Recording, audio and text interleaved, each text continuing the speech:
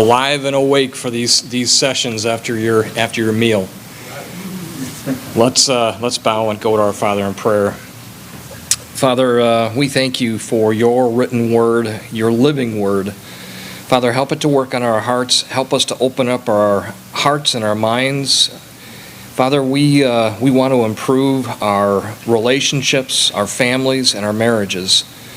Father, help us to be able to build those on you as the solid foundation. Help us, Lord, to grow closer to each other and make sure that to grow closer to you as well. Father, we know that there are so many troubles and winds and storms that blow. Help us to learn how to withstand those, and Father, help us to be able to show that example to the world who is in so much need of seeing relationships that work because of you.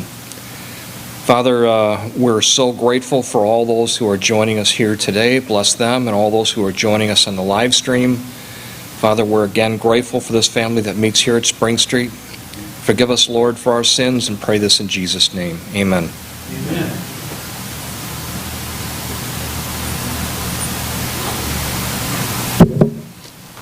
All right, hopefully we are awake, ready to go. If you're like me, I don't even think the amount of caffeine that I took in at breakfast will completely eliminate the amount of carbs that I've taken in with it and after that. So there is an advantage of standing up and doing the presentation because you're less likely to fall asleep. I'm not saying you're completely immune, but less likely to fall asleep. So I know that's always a challenge. Really, when you come back in after a lunch and everything else and sit down in a class, this session is scheduled for starting now at 1 and the next one at 2. My guess is we probably be able to do that a little bit more quickly if we want to. This lesson is only, it's not going to take the full hour anyway, but it'll allow us to get a break for a few minutes, kind of get up, stretch our legs, everything else, come back in for that second session, probably about 10 minutes after we break this one, whenever that turns out to be. I mentioned in the last session the whole idea of children and the disruption and the challenges that go along with that. And we understand that, not only in our own lives as parents, but then also as grandparents as we watch our children. Sometimes as you're removed from that and watching it, it's easier to recognize some of the challenges that come with that. And I'd already mentioned to some that our children all have, one has 3, the other 2 have 4 children each. And one of the ones, the middle one, they had a boy who was 7 and completely active like a boy. Matter of fact, about active like about 3 7-year-olds. He was just always going, always activity, a challenge that way. And then she had triplets. So they now have a 7-year-old named Ben and triplets that are 2 1/2. That we affectionately refer to as Benny and the Jets, or the Trips, I'm sorry, Benny and the Trips. But they are at an activity level that's unbelievable, as you can imagine. And so you understand that, because you've got a mother, especially because my son is off at work on multiple occasions. You got a mother that is worn to a frazzle on a lot of occasions. I mean, it is just nonstop when you have 3 at 2 1/2. So parents understand that, and grandparents understand that, and we do what we can to help. But they do still, and we make a point to, when I'm talking to my son especially, to talk about not only how important it is that he fill his role in helping out with all the things that he can do so that he can relieve some of the pressure that's on her, but don't lose sight of the fact of the marriage relationship in all of that. Because I'm telling you, at their level, I don't know if I would have known for sure if my wife was at the house, if I'd have had a 7-year-old and the triplets that they have, because of all that's going on. So challenges, no question. Great challenges, great things to have those children, but it does provide challenges. And then we're talking about this afternoon an additional challenge as we think about the assault on marriage that is technology, social media, things of that nature. So I'm going to ask you to do me a favor, if you would. If you've got a phone on you, take your phone out and kind of hold it up and then pass it to the end of the aisle. I'm going to have somebody pick all those up and put them in the back until we're... Interesting how we process that request even. You know it? Honestly. Yeah, there is. There's a certain amount of panic. Thinking in terms of, and it creates some of that even when you've got parents in here and kids are somewhere else. You're thinking, oh, I can't give up my phone. What if something happens? We are very attached. No question about that. Very attached to technology in our lives. And that's not a bad thing necessarily. As a matter of fact, I have one lesson specifically that deals with the concept of the internet, and it's called The Good, the Bad, and the Ugly. Because all three exist. There are some wonderful things that technology provides for us. Give me something that's good that technology is for. For live, there you go, great point. Live streaming. So many Bible resources online. Yeah, so many Bible resources. I mean, how different is it that you can take out your Bible and go to something like Bible Hub? When I was looking at, you're looking at a different version or other sites like that, and it's got a parallel version. I've got like 17 or 18 versions that pop up all at once. It tells you, here's this verse in all these versions. Great benefit, as well as all the other resources besides just the Bible versions. Incredible resources. Others. Our phones in general, it's so much easier to stay connected with your family, no matter where they are, than it was when Greg and I first got married and we were trying to stay with our... Yeah, we remember the days that when you had to look for a payphone if you were driving somewhere and wait and pull over and make a payphone call. Paid monthly, how many times you talked to your parents. Oh, yes, yes. We even bought a 1-800 number when our first son went to college because we didn't have cell phones and free long distance and that kind of stuff. So we had a 1-800 number just so he could call home unlimited times when he first went to college. Other things that you use it for? Yes? Safety. For what? Safety. Safety? Yeah. And so in particular, what do you think of in regards to safety? Well, we have family sharing, so I can see locations so that I know, So spying and stalking is what you're really thinking about. No, I'm... Sometimes No, I know they're on their way home. Yeah, absolutely. I understand. I was just kidding you. I think no question there is a benefit in being able to know things at a different level than we did before. It's very possible. I mean, imagine your child breaks down in a car and you're saying, where are you? And they're saying, you know what, I really don't know where I am. But yet with technology, you can know exactly where they are. Other things. Just the knowledge that you have access to, how-tos, how-to videos. Yeah, I mean, how many, you do something like YouTube. How many have gotten on a YouTube to figure out how to do something? There's videos that people have made. There's access to incredible amounts of information. You can know virtually anything. I've got a friend who says, just ask the Google. And so you can ask the Google and find out information, whether it's important or not. The Google probably has the answer for you. So there's a lot of good, but there's also bad, and there's the ugly. And as a matter of fact, the next session deals with some of the ugly side of it, so we're not going to deal with that here.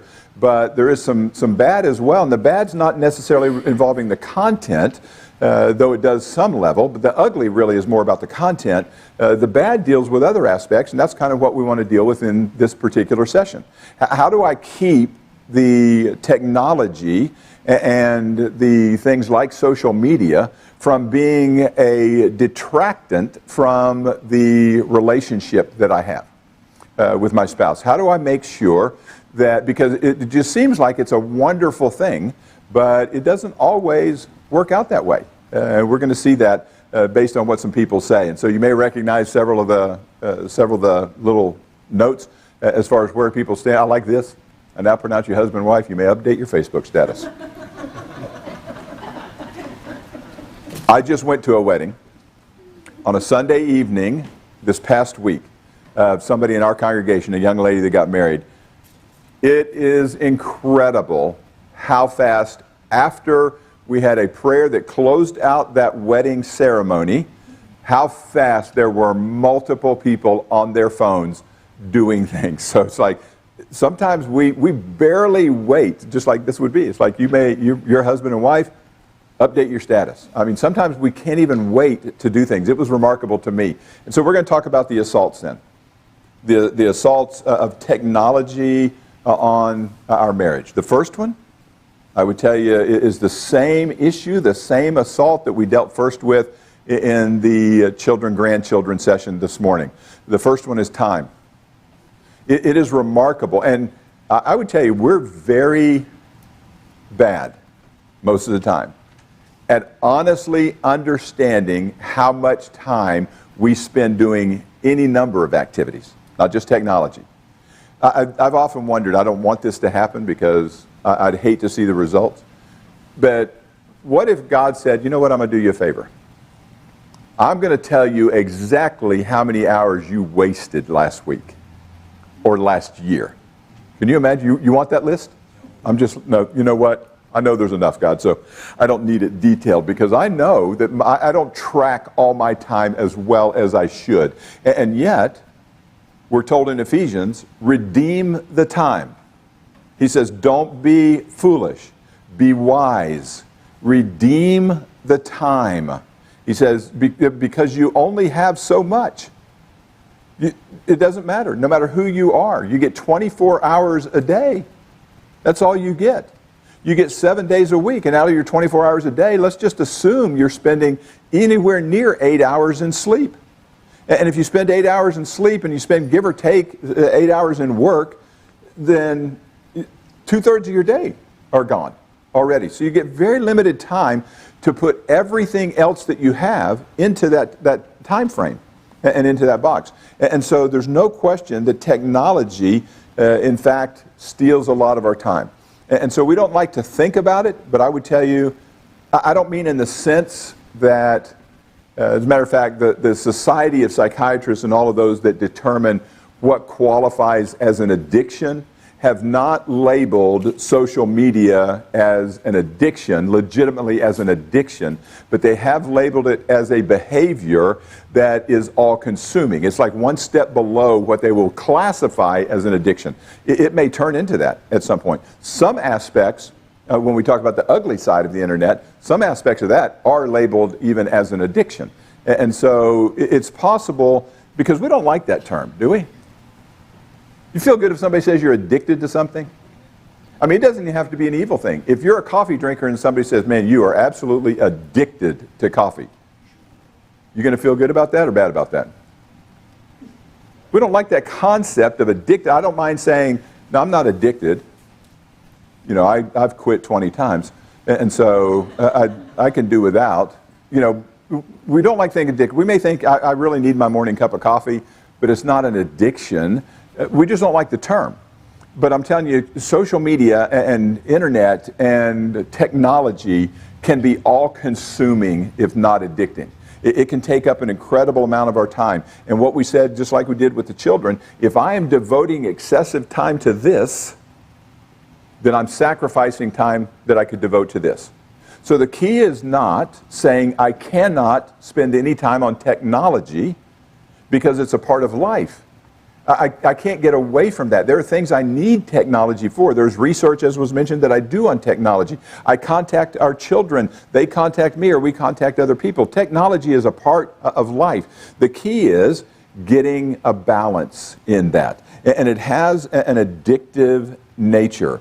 And so you start thinking in terms of how difficult is that to avoid. So let me ask you this. Anybody in here ever look up and watch a YouTube video? You ever watch something that you think, man, that was an enjoyable video. I like that. Done that? Yeah, there's multiple that I could say qualified as that. You ever done that and noticed over on the right-hand side of your page that they're going to say, you know what, if you like this one, here's about 20 more that you might like. Anybody ever got on to look at one video but then clicked on one because it looked interesting? Oh, there we go. So it drew us in. And you think they don't understand that? You think YouTube and Facebook and other things on the internet don't have algorithms that are intended to draw you in that way, that are intended to pop up ads, things that they know that you have done before and that you're interested in?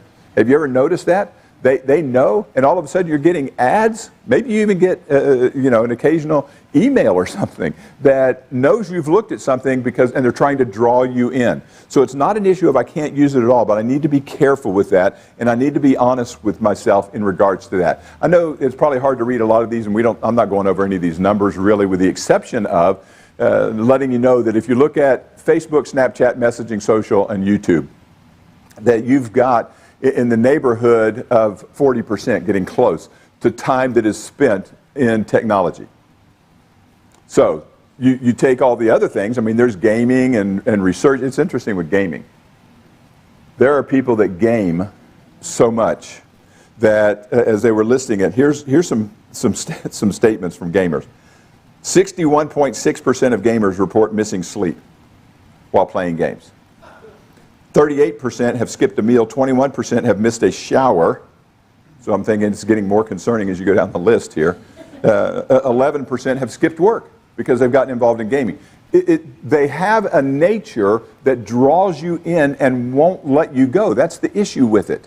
It's not that playing a game on the internet is in and of itself inherently bad, but it can absolutely draw you in and consume you with that. And so out of that, what's really concerning, average time spent is 5 hours per day of Americans. 5 hours. You may not think you spend 5 hours, and you may not spend 5 hours, but my point would be this. Most of us, if somebody logged every minute we were on, we'd probably find out we spent more than we thought we did. Would you agree with that? Yes. I mean, I've hit periods where I've watched like 5 YouTube videos in a row because they have a remarkable gift of saying, you like that one? And they're good videos. I just watched some music. I watched somebody singing something that says, oh, you like the Bee Gees? You know, here, you might like this video. And so I think, oh, I would. Let me click on that and watch that. And all of a sudden you realize I spent 30 minutes when all I had intended to do was to spend 2 or 3. And so it starts to draw the time away from us that way. And so what we may find out is the idea, does it matter? Does it matter that I spent that extra time on there? Am I really sacrificing anything of significance? Look at some of these stats. 67% of couples in romantic relationships. And so that's saying either married or dating relationships. So they may not be married yet. But say they have argued about the time spent by their spouse on social media. So there have been arguments, conflict, discussions amongst couples because somebody won't put their phone down or hasn't put their phone down or is just involved in being distracted by technology. My feeling is the worst decision ever made by restaurants was to put large screen TVs in restaurants. Now, that's a good decision for them, but it's a bad decision for me because I can tell you I've been sitting at a table with my wife when I wanted to be fully involved in the conversation with her, but they happened to be a TV behind her head, and I may or may not have glanced up at the TV while she was talking. You know, maybe it was a game that I was interested in. It has a power to draw us in. And so when I should be devoting that concentration to my wife, I find maybe I got distracted. And should that aggravate her? Wives, let me just ask you that. You're trying to talk to your husband and share with him and connect with him about your day, and he's involved in the game that's behind your head. Bothersome? Oh, yeah. Bothersome. Should be. Because it's breaking that connection that we ought to have at a time like that. Of those couples that argued, 21% said they argue about it often, 40% said occasionally, or sometimes 39% said rarely. But I'm saying 21% of those that say they had it. So you got 67%, isn't that what it was, 67? Yeah, 67% that say they've argued. 21% of those say that happens a lot. Well, if it happens a lot, then it's problematic a lot. So we understand. It starts to draw us in. No question about that. I love this particular survey that was just done in 2019. It talked about, they had over 700 respondents, but what kind of impact do you think social media has had on your close relationships? This was the question that was posed to those in the survey. All right, over 700 respondents. Major negative, minor negative. The two of those represent 44%. 44% of the people that were asked what effect has it had say it's either had a major or minor negative effect on the relationship. It has created conflict. It has created challenges. Well, and so I'm saying we may not fit those numbers exactly, but should that not concern us? Should it not concern us when we understand this is more problematic than we may think? People may react to it differently than we think, and so. Oh, and that bottom one should say, they should both say major, that should say major positive and minor positive, not negative. So if you're wondering why there's so much duplication, I just now noticed that on that slide. So the top two are negatives, then no impact, and then positive, positive. But 44% said negative. So 44% of those who were surveyed said it had a negative effect of some label or some level. And so, you know, you have to think, If 44%, maybe I ought to be concerned about that. So finding the time to consistently detach may require a daily schedule. How many of you in here have children that you have limited screen time arrangements for the children? Anybody want to share what kind of time frame you normally shoot for? A child can spend how much time on screen for you? What's good? Yes? Well, it's been especially difficult with virtual schooling at this time. So during the weekday, we have limited it to no other time on electronics or TV or anything. And on the weekends, it's only a couple hours on Saturday. So no other time on electronics or TV for the kids, you're saying, when they're on during the week, because they're already on screen time so much for school. So we set very strict limits maybe when they're already spending an incredible amount of time on screen. And then what on a weekend did you say would you normally do? A couple of hours on Saturday. Couple of hours. All right, so let me just ask you this. How many of us as adults would say 2 hours of TV, I'm going to set that for my total time this week too? How about you're going to set, how many would be willing to say, I'm going to set 4 hours total TV time for this week? I'm not going to watch it any longer than that. You do realize, especially if you're a sports fan, guys, that gives you a game. If you're setting it somewhere around 4 hours. I mean, it's giving you a game, nothing else. You know, I mean, you realize how much time we spend ourselves in front of a screen. And honestly, sitting down in front of a TV together is not strong relationship time between you and your spouse. Unless you're watching Hallmark Channel or Lifetime with the intent of discussing the movie afterwards. That's not really quality time. You're not really talking to each other and connecting, even though you're both doing the same activity. And so we need to understand, technology steals time if we're not careful. It's a good thing, but we need to have the kind of mentality that says, I may have to have a schedule. Try that sometime. I'm telling you, that's more challenging than you may think. We both enjoy, like late at night before we go to bed, we may watch a couple shows, TV Land, MeTV, shows that were produced, you know, back when we were kids. And so we still just enjoy those. But you realize 2 Gunsmokes or 1 Perry Mason, and I've taken an hour that day on TV. And so you realize how hard it would be if I got up in the morning and said, I'm going to max out today at 1 hour total television time. That means nothing gets played before bedtime at all. I mean, an hour seems like it's a fair amount of time, but it's a challenge. You may have to schedule things even as adults to say, we're doing away with television or technology for this time frame. Kind of like, we've got a family in the congregation at Bulverde. When people come to their house, even kids and grandkids, they have a box sitting at the front door, a basket. And it's like, put your phones and tablets in the basket, then come in. I thought, wow. I mean, I can't even imagine. How would everybody react when you tell them, leave it at the basket? We're not doing it. We had you over to visit. We're not having tech time during the visit. But how many people at the table together, sitting, one couple was telling us their daughter was dating somebody, they're in the back seat of the car. They didn't speak a word, and he thought, that's just so unusual. They're not even talking. They're sitting a foot away from each other, and they're texting each other in the back seat. I mean, we get so used to doing things that way, and we're losing something in the process. You may have to have a schedule, and ask yourself this, honestly. Who's in control? Who's in control? Because if I watch a YouTube video, and I see another one, I think, ooh, I'm going to watch that. And I see another one, and I say, I'm going to watch that. YouTube is controlling me, rather than me controlling it.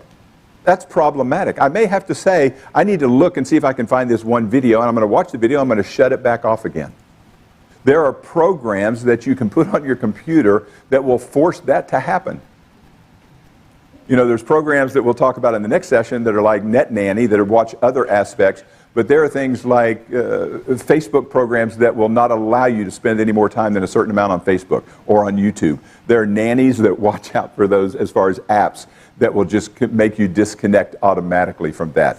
We may have to do that. Or, I would tell you this, as couples, maybe we ought to sit down and write down, every time we get on the phone or turn on TV, just make a note as the time that day, and then when you get back off of it again, see how much time we're spending.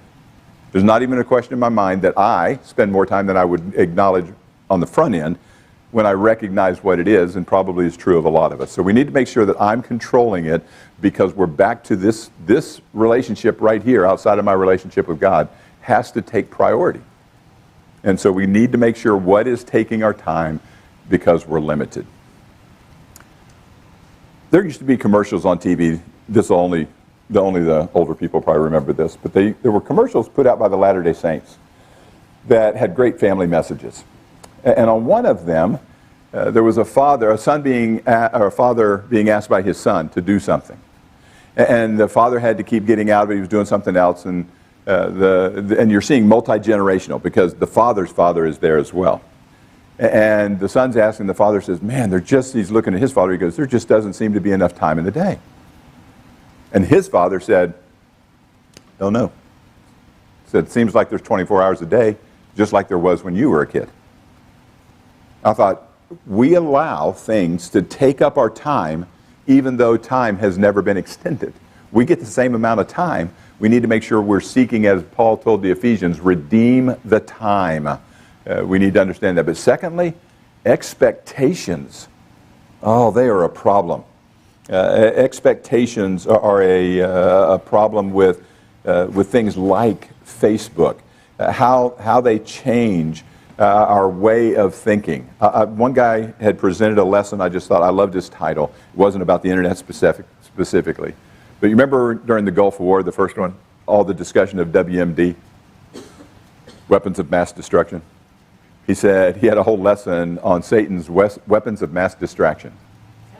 I like that. I just like that title. He's gifted at getting us to look the wrong way, to just get our focus off of what we ought to be focusing on, and how important it is that we focus on that. And so what happens, you realize there's like 2.5 billion people on Facebook saying what? That would be, I mean, I've got a Facebook page. I think I've put 2 posts on since 2011. So I don't spend a lot of time posting things on Facebook. And I can read my whole Facebook page that comes up in about 12 to 13 seconds. Because if I'm on a touch screen, this is the way I look at Facebook. It's like, there you go, I got that done. And so, because I'm not big in spending a lot of time on that, but if you do, you find out, I've got people telling me they're checking into Taco Bell. Who cares? I don't even need to know where you ate lunch that you need to put post on. I'm really not that interested in your life that you want to do. I've got people inviting me to play online games on Facebook, which gets them automatically unfriended. That's what I tell them. Invite me to play an online game, you're done. Or 2 posts that aggravate me, and you're done. I don't really do that, but I try and make sure they understand I'm not interested in knowing every facet of your life. Too much information on Facebook. Just incredible. And wrong expectations. One of the biggest problems that we deal with when I have an opportunity to counsel with couples that are struggling in their marriage. Wrong expectations cause unbelievable issues in marriage relationships. People think they're getting something different than they are. It's just that we're expecting everything to go smoothly. I was studying with one couple on conflict resolution before they got married. They said, we know other couples argue, but we're never going to argue. Well, that went in the column of wrong expectations, because I said, yeah, you will. And they were confident that they would not. No, we'll not argue. We won't. I said, you will. And they said it a third time. I said, do me a favor. When you have your first argument, call me. And they were married about 2 months when they called me. I don't know if that was actually their first, but they didn't make it terribly long before they had an argument. What are we expecting? If I don't know, and we'll get a chance to talk about that tomorrow as well, if I don't know that there's going to be issues that I have to wrestle with in my marriage relationship, that there are going to be struggles because we are both sinful people and we're going to hurt each other on occasion, that's the nature of that. If I don't know that ahead of time and accept that ahead of time, I'm going to have a hard time dealing with it. And so expectations, if I've got right expectations, we know that with children, don't we? If you expected your children to act like they were fully grown and mature when they were 4 years old, man, you're going to be sorely disappointed and constantly aggravated, aren't you?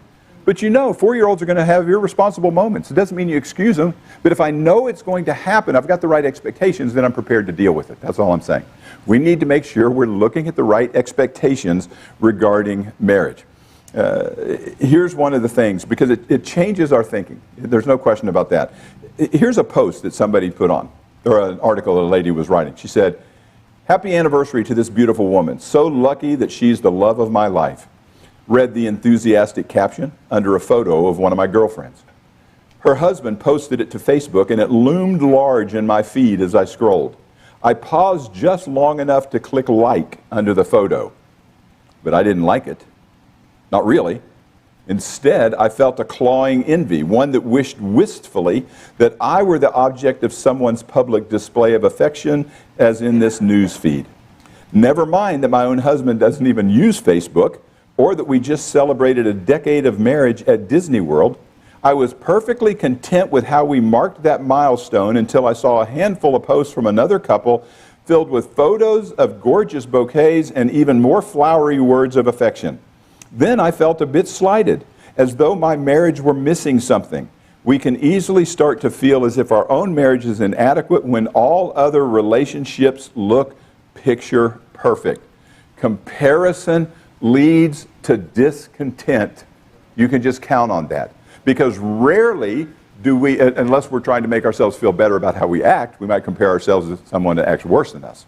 But normally we're seeing the people that have something else different than we do. That's why God talks about envy and talks about jealousy and how difficult they are to deal with and to overcome. And so if I'm reading, I like the one guy that put, I'm interrupting myself, but that's okay, I don't get mad. The one guy who put on, he says, "May your life be half as exciting as it is on Facebook." You know, and that's what happens. People aren't posting the struggles they're having. I have yet to see any of my kids who puts on a post talk about what a horrible day they had with the kids. They're just not posting. And I understand, I don't want them to put a bunch of complaints on. But I'm saying the tendency is that when you're reading these things, you think other people's lives are different than they are. When we had the 3 toddlers at home, and actually she had the 3 toddlers at home, I was at work most of the time. But when we had 3 toddlers at home, 3 kids, 3.5 and under, that was the total difference between top and bottom for us. One of Judy's great joys in life, and I don't want to make her sound bad in this, but one of her great joys in life was when she could get to services or something, there'd be another mother there and talking about what a hectic, difficult day she had. Because all of a sudden you realize, you know what, it's not only my life that is struggling. The mothers would be willing to at least share some information, and there's misery there, but there's that kind of joy in sharing the misery, isn't there? You realize somebody else's life. We had a young man when I was in St. Louis, came to me one day. He says, I want to go forward because I'm really struggling with something. I said, well, why don't you? He said, I'll feel like the designated sinner. I thought, well, that was an interesting term. I said, what do you mean? He goes, seems to me everybody else's life is really perfect almost at church. Nobody ever has any issues or anything else, and I've been having these problems. So in other words, your vision is everybody else is doing so wonderfully well. That happens within congregations. We think, man, all these marriages are just wonderful, and so-and-so's husband is so nice. I had someone come up to me one time and says, I wish my husband was more like you. I said, talk to Judy. You'll find out you may not wish for that at all.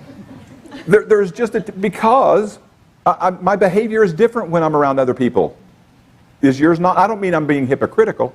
I'm just saying we let our guard down in certain situations. We get it up and we're more careful in certain situations. So people look at different things and get the wrong expectations. Social media will alter your expectations in a bad way. We need to make sure that they're rarely accurate, the portrayals that we see. Interesting that, here's the name of some articles. I'm not going to go into the articles. I just thought the titles were help. I read several of these, but your smartphone may be powering down your relationship. Are gadget-free bedrooms the secret to a happy relationship? Parents wired to distraction. Want to perk up your love life? Put away the smartphone. I mean, interesting that there's that many articles even written about that. Because we realize if we're not careful, we're going to let technology really create a problem. In Psalm 20 and verse 7, it says, "Some trust in chariots, some in horses, but we will remember the name of the Lord our God." I'm just telling you, if you are expecting your wife or your husband to be the fulfillment of your life and bring you true joy and contentment in life, you're already expecting the wrong thing. God brings fulfillment and true contentment and joy to our lives. And I need to trust in God to do that, because if I think my wife is going to provide all of that, I am going to be disappointed sometime, the same as she's going to be disappointed if she expects all of that from me. We're both flawed. We make mistakes. Expect your contentment to come from God, because you're doing what you're supposed to be doing. Living as the husband you're supposed to be living as, or wife as you're supposed to be living as. Make sure you are not, in fact, expecting the wrong thing. Also, along that idea, 60% of people using social media said it has impacted their self-esteem. You ever think of that? Not their relationship. They're saying, I read and all the posts on social media, and I think, man, I'm not as good as these people. I'm struggling in life. Self-esteem issues just from reading social media, because there is a tendency to think my life is considerably less than everybody else's life that I'm reading about. And so we need to make sure that it's not having that negative impact on. Demonstrate discernment with your post. Demonstrate discernment. Don't post things that are either going to make your spouse feel bad, or that are going to be sending out a message to the rest of the world that your life is absolutely wonderful and create wrong expectations in them. You don't have to complain, but just be careful that what you're putting on, you understand your spouse may see and others are going to see. Just use discernment. Be careful as to what we're saying, how much we're saying when we're on social media. We need to just make sure that we think in those terms. And then thirdly, the whole concept of connection. It's interesting that Tammy said a few minutes ago, I can be more connected to my kids, which I agree with. Virtually connected, but connected. I can call them, I can text them, I can email them, and so there's this constant exchange. The problem is, we struggle with understanding the connection that God wants us to truly have with people. COVID, if anything else, COVID should have done wonderful things for helping us understand the concept of how important it is for brethren to be able to be together. Would you agree with that? I had a young lady come up to me when this whole COVID thing was relatively soon started, getting hot and heavy into it, and everything was going virtual. I had a young lady come to me and she said, have we considered maybe just going full-time to virtual church? It's like, all I said to her is, I think you're missing the point entirely. Can you imagine? God said that there's a reason He brings us together like this. Because I need to stimulate you, and you need to stimulate me, He says in Hebrews chapter 10. To love and to good works. This is to revitalize us. You cannot do that virtually the same way you can do that face to face. And so it's important that we understand that in marriage relationships as well, and other relationships. One man said, we live in an accelerating contradiction. The more we connect, the more connected we become, the lonelier we are. Virtual connection is not the same as real connection. It is not. It's not the same as the kind of bond that God wants us to have. I had a young lady at one meeting I was doing, we were talking about Facebook and such. And I was just talking about, how many Facebook friends do you have?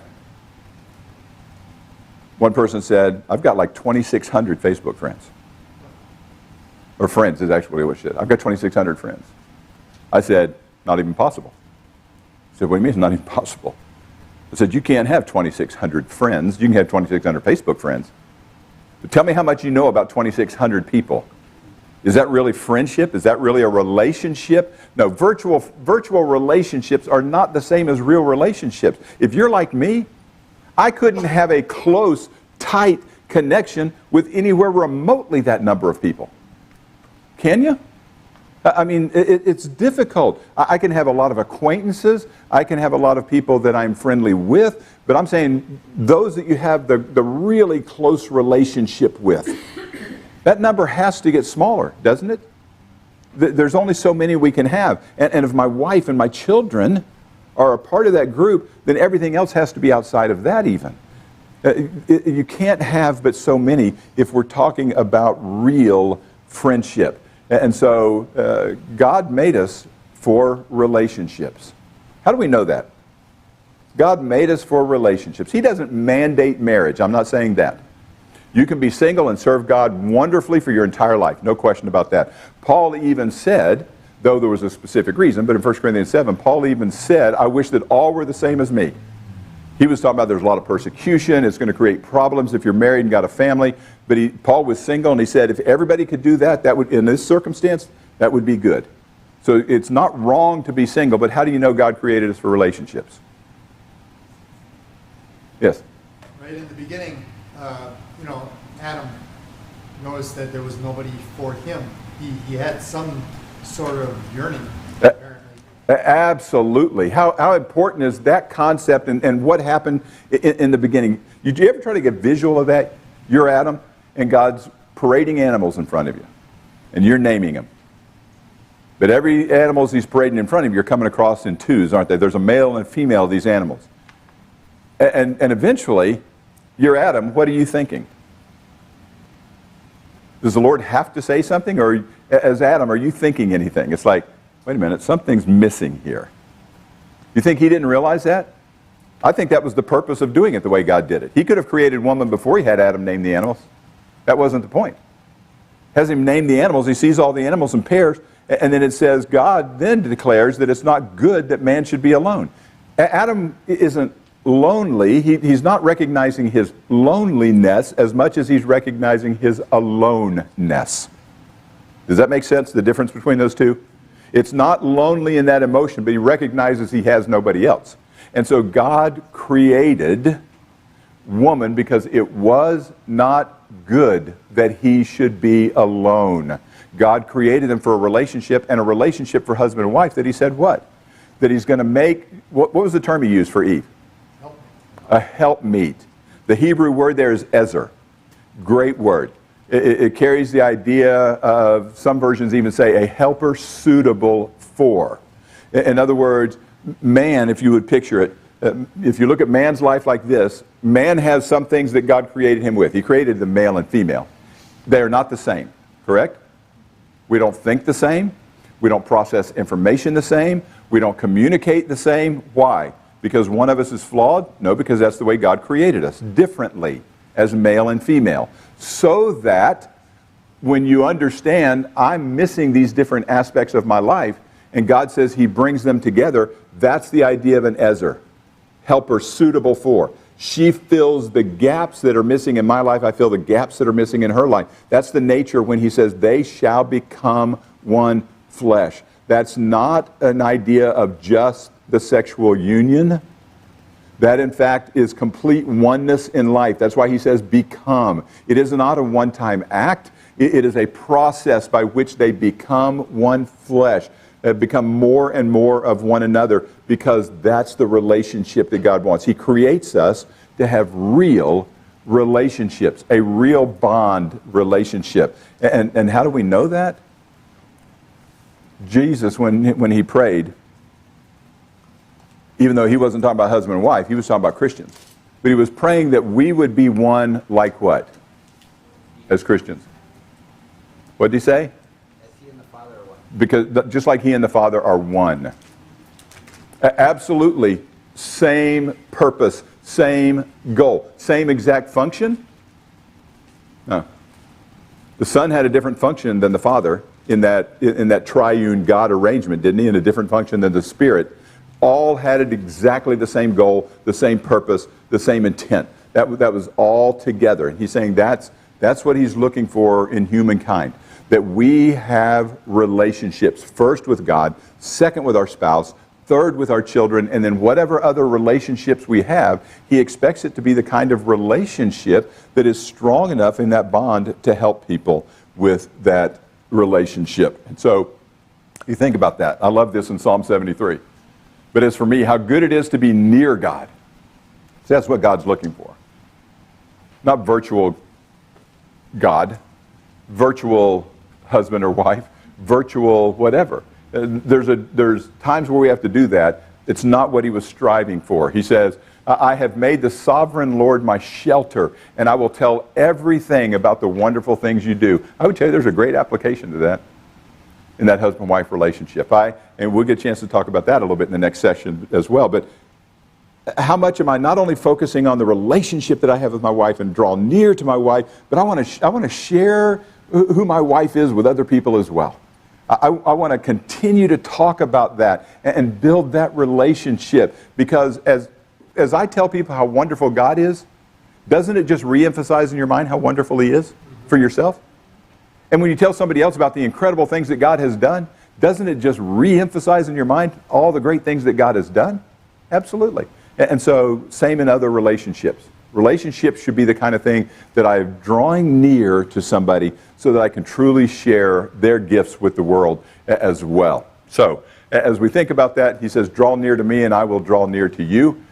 Same idea. Love this. Nearly half of all respondents reported being distracted by their phones in the presence of a romantic partner.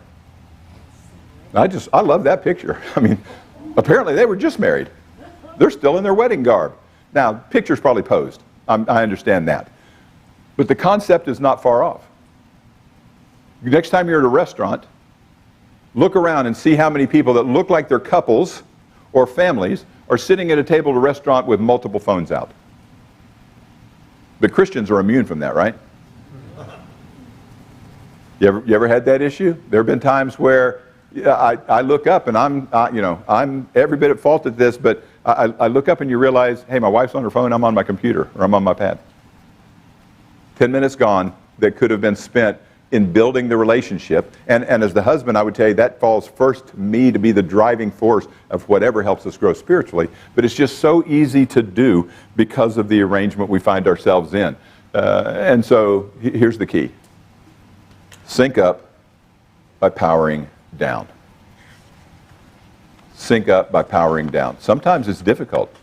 Sometimes we don't want to turn off the TV, because if I turn off the TV, then I'm going to have to actually talk. And I know that we think, I'm surely not that way, but that's not easy. I read a book where the question was asked by a woman, why do men spend so much time in the bathroom? I thought, what a cool question. I mean, there was one written from the woman's side and one from the man's, but there were interesting discussions. And the one guy said, it's because either I don't want to talk about what you're talking about, or I don't have the answer to what you're asking me. Either way, I feel confused. I'm going to go to the bathroom for a while. I would men are not the kind who normally want to have that connection and communication, because we are solvers, not connectors. The thing is, I remember on one occasion we're sitting at a table at home, and one of our sons had done something or said something that wasn't correct. And I said, you can't do that. He said, Dad, that's just the way I am. To which I said, I don't care how you are. I'm telling you how you're going to be. You know, I understand. As a man, I don't do phone conversations that are long. That's just not me. It's just not the way and if Ralph calls me, then we'll talk for a long time, 45 minutes, because we got to catch up on all the old wrestling news and that kind of stuff. I mean, one person I have conversations with, Judy can tell you, I have conversations with a friend in Kansas City. He'll call me, ask me a question, I answer the question, we both hang up. We don't even say goodbye. We know the conversation's over. That wouldn't work if I was talking to her, obviously. So men don't necessarily connect well, but here's what God is saying. I don't care, because that's what I told you need to do. As a husband, you are not seeking to fulfill your life. As a husband, you're seeking to fulfill her life. As a wife, she's seeking to fulfill my life. He said that's what we're striving for. He's not asking me, Mark, do whatever's natural to you. He's saying, do what I've asked you to do, because that's the arrangement that he's asking for. So we may have to find that we're striving, and you want to really have the relationship, then power off, power down. Be willing to say, I want to be emotionally intimate. Doesn't have to be physical intimacy all the time. I want to be emotionally intimate. I just want to know more. I'm challenged about that. Judy will tell you that. I know it'll probably surprise you. I'm a talker. So I would talk sometimes because I'd rather talk than listen. You have to fight against that kind of thing. I'm just telling you, I do anyway. I have to fight against that kind of thing. but he asked me to make that connection.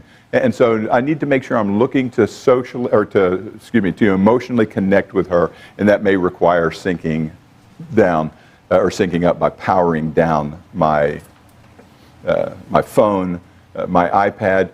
In that briefcase right there, I've got a phone, an iPad, and a computer. It's like, I don't even know why I need all three, but I've got all three, just in case the battery should die on the computer, I can pull the iPad out real quick. I'd hate to lose 5 minutes without my tech. So it takes time, and we need to be careful of that.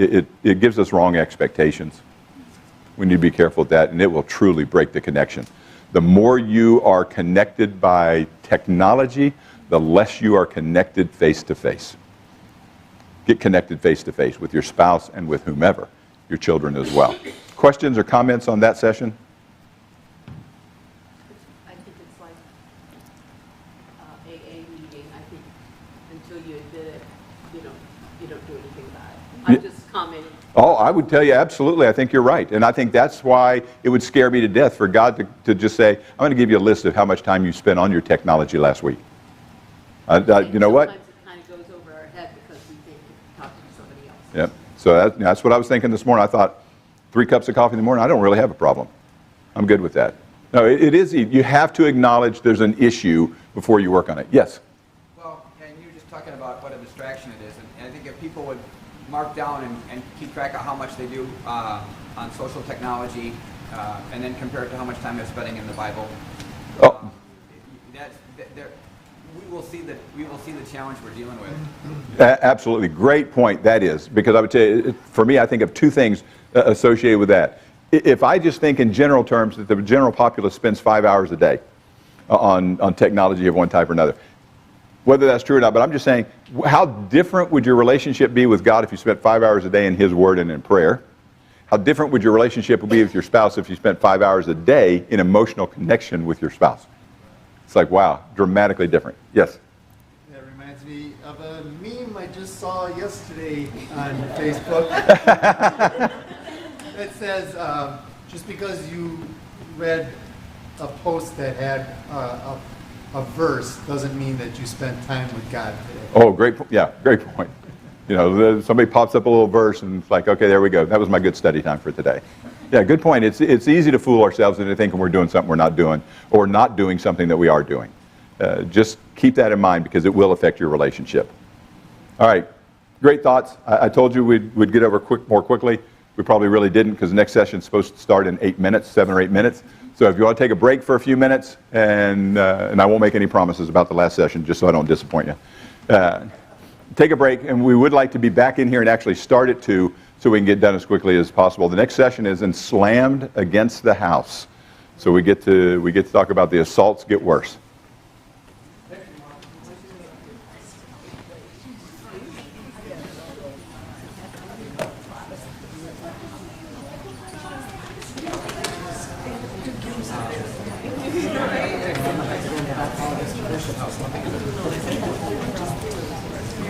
Hey, y'all.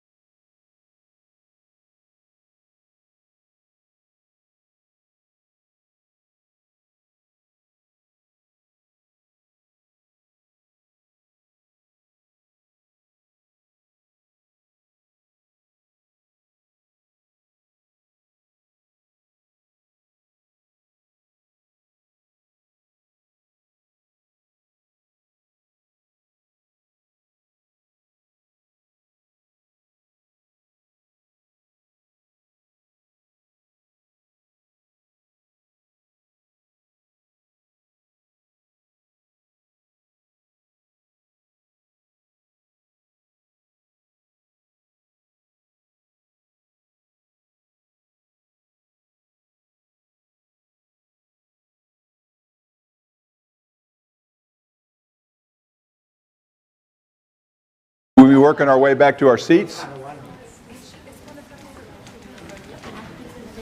Interesting the way Matthew 7 is phrased when it talks about the rain and the wind and the floods. And then specifically, some versions say beat, but I like the versions like the ESV that say slammed against the house. If you've ever been in a storm of that type, you understand that that kind of thing can happen. I'm saying in a physical storm. You get wind and you hear that wind out there, but then there are times where there is that sudden increase or slammed against the house. We were in Tarpon Springs, Florida, or we actually lived in Holiday, Florida, just outside of Tarpon Springs, Florida. And we're in bed one night. Judy had just drifted off to sleep. You were about 7 months, right? About 7 months pregnant with our firstborn, Matthew. And I was reading in bed. And all of a sudden I thought, what is that? It sounds like there's a train. And there's a train a couple blocks away from us, a train track. I shouldn't have been able to hear the train where we were. And then all of a sudden, the window in the bedroom just blew out. The curtains are sucked out through the side. We didn't have time to do anything. Tornado came across the house. But in Florida, there's a tendency a lot of times for those tornadoes to kind of bounce. Well, it went across one corner of our house, ripped the corner of the roof off, all that kind of stuff, through the roof underneath a parked van in our driveway, like you had driven up on it. Did a bunch of destruction elsewhere. I always like when I tell that story, I tell people in Zephyr Hills, Florida, there were 4,000 deaths as a result of that tornado. They were all chickens, but it hit a chicken farm in Zephyr Hills, Florida. But it slammed against the house. I mean, you went from rain and wind to all of a sudden just an impact like that. And that's what he's describing. He's saying, you know what? All winds aren't the same. All storms aren't the same. There are times when it can go from what seems like a regular storm to something like a tornado, but sometimes there at least is advance notice with that, with some of the new radar and such. In Kansas City, they used to have what they called microburst. I'd never even heard of that until I moved to Kansas City. It's like a tornado that doesn't really fill into a tornado, but it just kind of comes down to the ground and boom, it hits something like it was a tornado. So I mean, you go from having what seems like normal storm to severe. And that's what we want to talk about in this section. Because there are some things that can rock a marriage considerably different than other things can. Some things that can be much more severe than others. We get a chance tomorrow, Lord willing, to talk about repairing the storm damage. What do we do when it does get damaged? But in this session, there's not a lot of repair needed. If I happen to make a remark to Judy that's just not as kind as it should be, it needs to be apologized for, it needs to be dealt with, but it's not going to take us months to get over that. We're not going to wrestle mightily with that. That's just not the way we understand. There are some offenses, as a matter of fact, there are some offenses that you just kind of let roll off your back because not every single thing is worth having a conflict over. You might just let some things go because you understand somebody was under pressure, somebody was very busy. A mother has been up all night with the child, and so she may say something that seems like it's in the wrong tone. Really necessary for me to bring that out and let's talk about that tone of voice when she's had a horrible night? Not necessarily. You can live with some things, but there are some things you cannot possibly just ignore, and you can't even easily get over. And so if that's the case, there are some things we want to keep in mind that are associated with this, and we'll see why that's so important. So as we talk about the idea of and slammed against the house, the first thing to do is perceive the danger. Understand there is a danger there. Understand that this is a real possibility. It isn't just those that are having major issues in life. I dealt with a couple on one occasion back when we were in Missouri that had infidelity come into the marriage that prior to that happening would have described the marriage, both of them, would have described the marriage as strong and vibrant and going very well. So it isn't just that things are breaking down completely and you expect the worst, though that happens sometimes as well. But sometimes things happen almost out of the blue. It doesn't excuse anything, but it's not because everything is faulty. And so there's some things we need to understand that are associated with that. Every single marriage is, in fact, in a danger zone. Why? Because Satan never stops working in this world. He is seeking whom he may devour. It is important to understand I am not safe just because I love my wife and think everything is good. There is still temptation there, and temptation comes across the board. And so not only are they tempted, vulnerability increases the danger. And that's what happens in different situations. So help me understand, what are some things that would make people vulnerable, especially to an offense that was as large as infidelity? What would make people just vulnerable anyway? Yes? Loneliness, absolutely. Interesting that we would start there, because you don't typically think of somebody who's married as being lonely. But they may be, because maybe there is no emotional support from the other person. Maybe they aren't spending any time together. They're not getting the idea of the confirmation that they need and the encouragement that they need. And so you can be in a relationship and still be lonely. I talked to one couple, and they described themselves with that phrase that we've probably all heard. Said, we feel like we're two ships passing in the night. Work schedules created that, and they were very seldom there.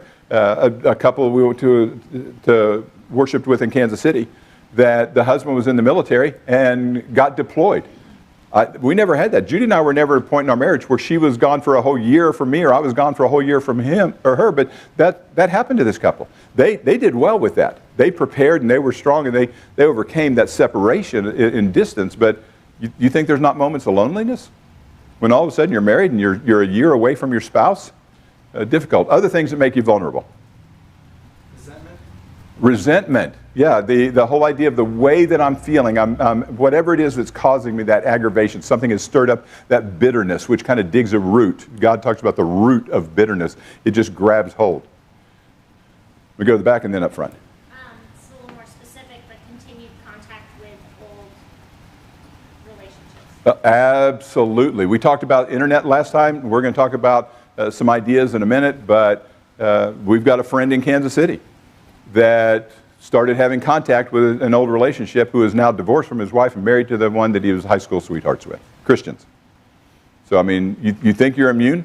You're not immune. Vulnerability. Whatever caused the vulnerability, I don't know. But I know that it happened. Other things? Yes?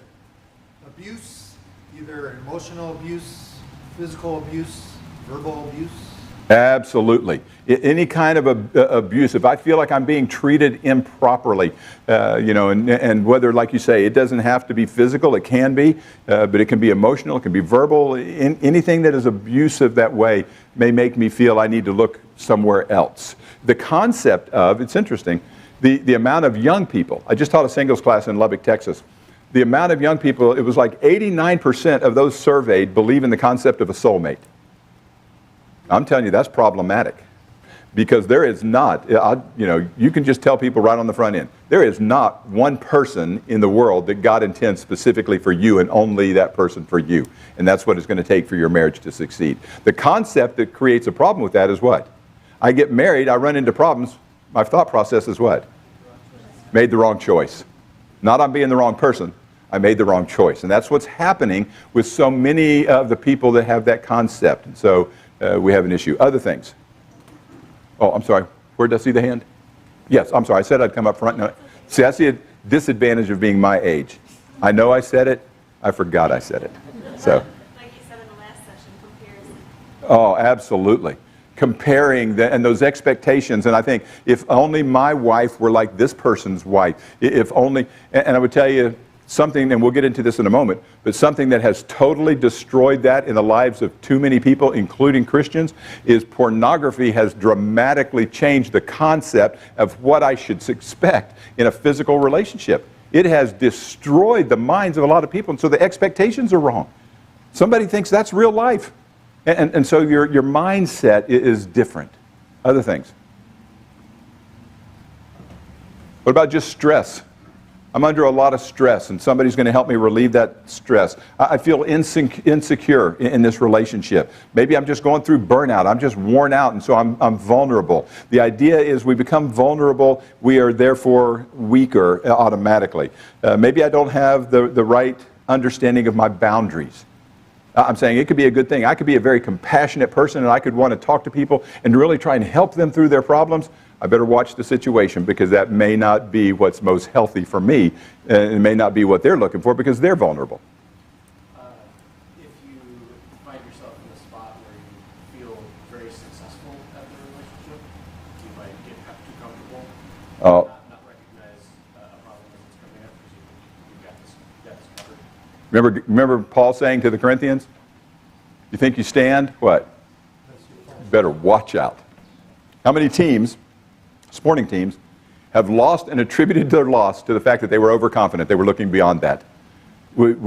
God said, don't get overconfident. That's on the other hand. I'm sorry. Yes? Communication or lack thereof. Yeah, absolutely.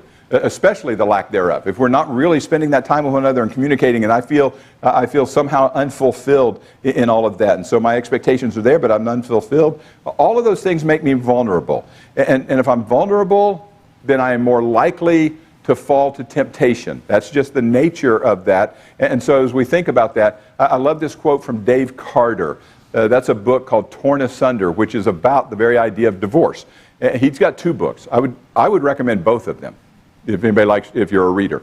Torn Asunder and Close Calls. Close Calls is a bunch of interviews he does with people that almost committed infidelity and talk about how close they got, but what allowed them to avoid it, how they got out of that trap. And so we're able to save their marriage because of that. Interesting concept in a book. But he says when we're vulnerable, we're emotionally run down. Our defenses are down. Our perspective on things is clouded. We are not able to make judgment based on truth, and everything is seen through an emotional filter. Pain is intensified, therefore the pursuit of relief from pain is also intensified. When you're vulnerable, a situation that might otherwise be safe may now be unsafe. Exactly the truth. If you're vulnerable, it may have normally been a safe situation, may not be a safe situation now because you are looking for some kind of fulfillment. I love this one as well by Peggy Vaughn. Preventing affairs is not like having a one-time inoculation or even getting occasional booster shots. It's more like taking a pill every day for the rest of your life. I had half of a thyroid removed a few years ago. No cancer or anything like that. They just had to remove it because it was growing wild for some reason. So they take it out. I have to take a Synthroid pill every day. Every day. Day after day after day after day. I wish they could just give me a shot and say, we're going to give you Synthroid, you're done for the rest of your life. You just take this. Can't do it that way. It has to be taken every day. All she was saying, and she is known, she was on the talk show circuit back in the days with like Phil Donahue and stuff, but she was on the talk show circuit because their marriage was racked by infidelity and they finally overcame it, and so they were trying to talk to other people about how to overcome that. And so this was her answer to that. It's like every single day. I have to work on this every single day. And so what we need to think about is there are commonalities in every good, strong marriage. Marriages that are healthy. Some of those things would be what? What would you say should be in every marriage that's a healthy marriage? Yes? Communication. Not even a question. Should be in every marriage. Yes? Prayer. Prayer. Great point. Time with God. Other things. Yes? Intimacy. And on both levels, emotional and physical, both are required. The number one complaint that women have when there's great stress in a marriage is they are not emotionally fulfilled. The number one complaint men have is they are not physically fulfilled. We think different directions, but the intimacy is absolutely the key there. So yes? Selflessness. Selflessness. Yeah, what a great point. My wife and I have never, in 44 years of marriage, be 44 next week, we've never had an argument. Hang on, I'm not done. We've never had an argument because we were both being so selfless that we couldn't get past it. I wanted her to have her way so badly, and I didn't care about myself, and she wanted me to have my way so badly, and she didn't care. And so we were at loggerheads over that. We couldn't get past that because we were both so selfless. No. Every conflict comes from either one or both being selfish, not selfless. Good point. Other things. I mean, God says love, respect, honor, all those things as well, does he not? Yes. I'm going to go with the obvious one and just And say what? I think healthy marriages have God in common. Oh, absolutely. Have God in common. That couple that I said I went to a wedding on Sunday afternoon this past week, one is a Christian, one is not, and is not only not a Christian, his description to me was, I'm not very religious. And so I said, here's a problem. If you've got this direction in your life and he's got this direction in his life, that is not a good thing. God needs to be in both. You have to have the same trajectory here. We've got to be pointed the same way if we're really going to overcome some of the difficulties that come. Doesn't mean it's sinful, but God says, at the very least, it's bad judgment to think you're going to walk through life directly toward God when you're walking with somebody who's walking away from Him. That's a hard challenge. Yes? Along with that, underneath God is the proper roles, the proper submission. Absolutely. The whole concept of the submission and understanding role relationship, which has nothing to do with equality. God says there is no male nor female. He says, my wife is a fellow heir. We are absolutely, totally equal in every way before God. Every single way. We do not have the same role to fill. Period. That's the same. How many people in here have been in the military? Anybody? What was your rank? Spec Corps, Which is? a sergeant. Okay, a sergeant. All right. And so virtually you ran the whole thing then, right? I mean, of course, sergeants probably really do, but so you had people under you, correct?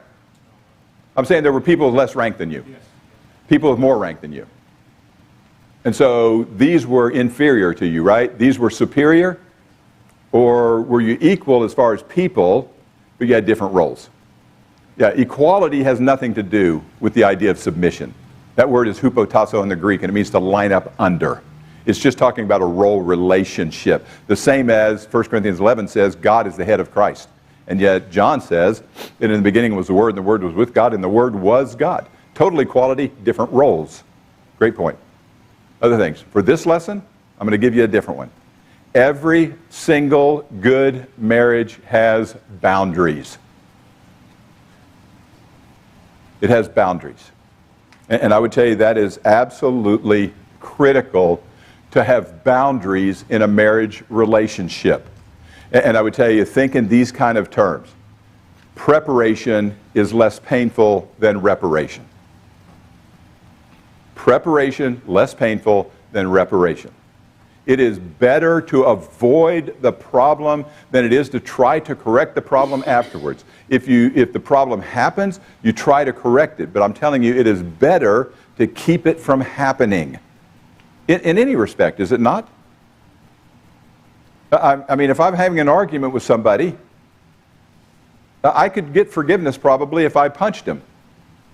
But the better choice would be not to punch him.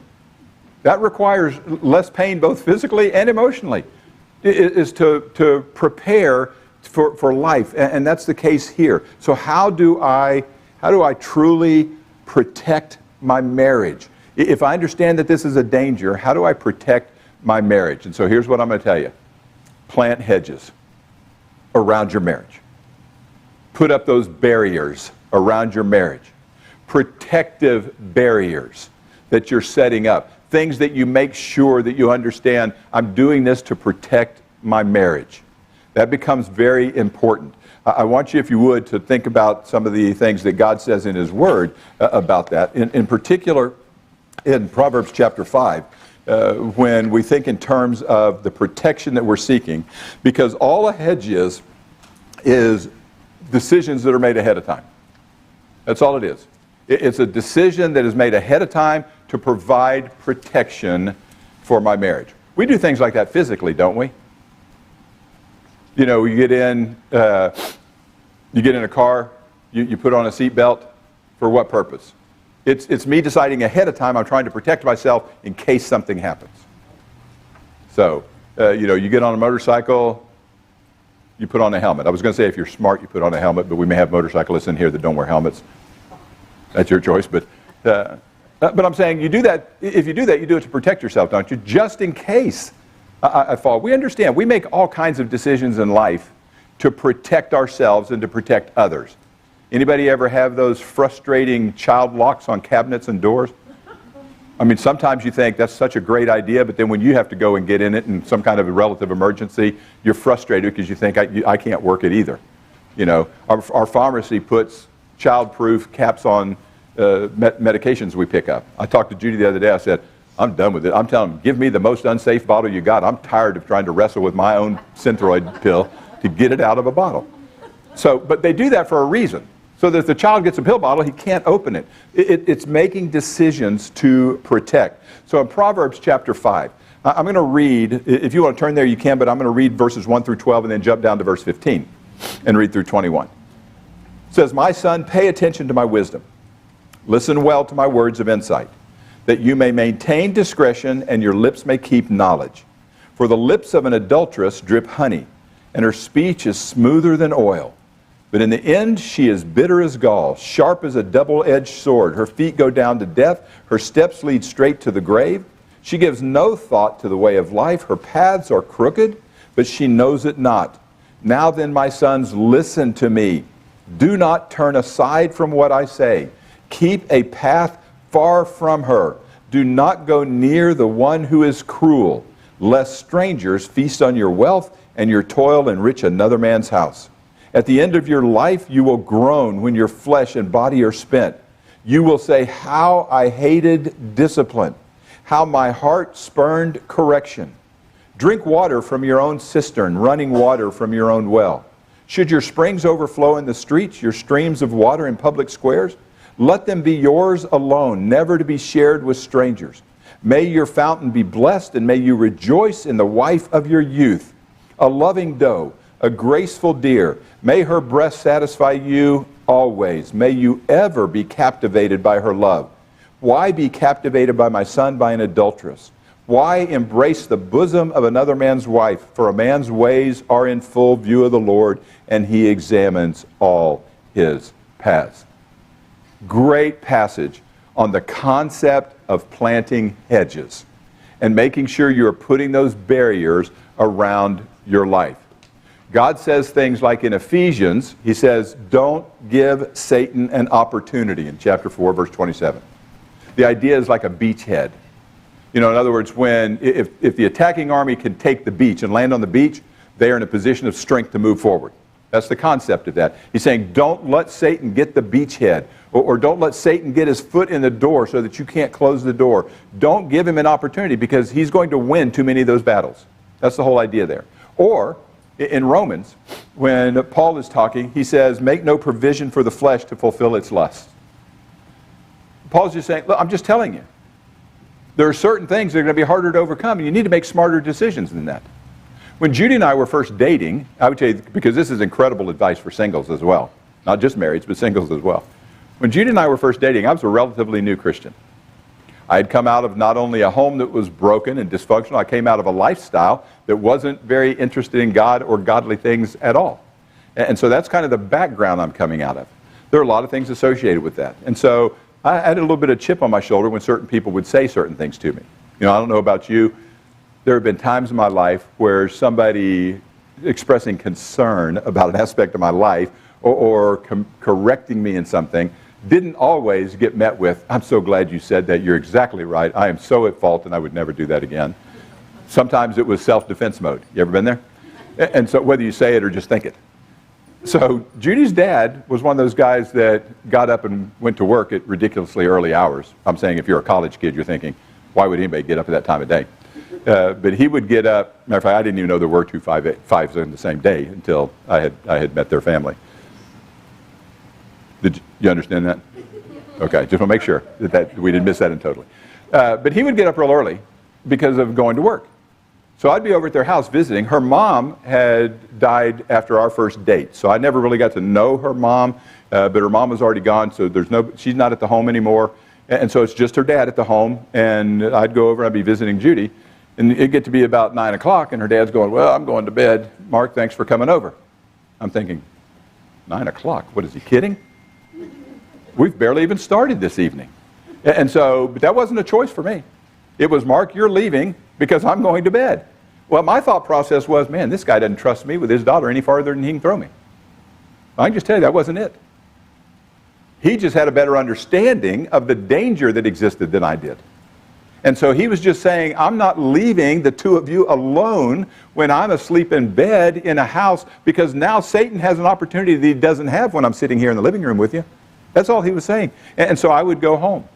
When I first started preaching, one of the men that I had great respect for as a preacher, as a matter of fact, he and his wife sang in our wedding, Buddy Payne, who's now president down at Florida College.